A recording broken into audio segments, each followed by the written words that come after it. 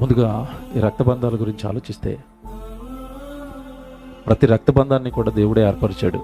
తల్లి, తండ్రి, అన్న, తమ్ముడు, అక్క, చెల్లి, ఈ బంధాలను మనకు ఏర్పాటు చేసింది దేవుడు.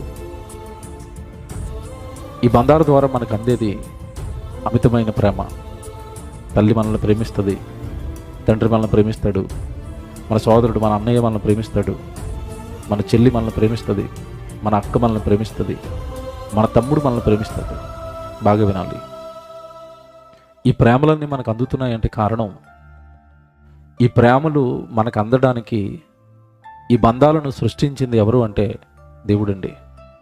ఎఫెసీయులకు రాసిన పత్రిక 3వ అధ్యాయం 14వ వచనం ఒకసారి చూద్దాం. ఎఫెసీయులకు రాసిన పత్రిక 3వ అధ్యాయము 14వ వచనం. ఈ హేతువు చేత పరలోకమందును భూమి మీదను ఉన్న ప్రతి కుటుంబము ఏ తండ్రిని బట్టి కుటుంబమని పిలువబడుచున్నదో అన్నాడు. ఇక్కడ వరకు మీరు ఆలోచిస్తే పరలోకంలో కానీ భూమి మీద కానీ ఉన్న ప్రతి కుటుంబం ఏ తండ్రిని బట్టి కుటుంబం అని పిలువబడుచున్నదో అంటే భూమి మీద ఉన్న కుటుంబాలన్నిటిని నిర్మాణకుడను నేను అన్నాడు దేవుడు.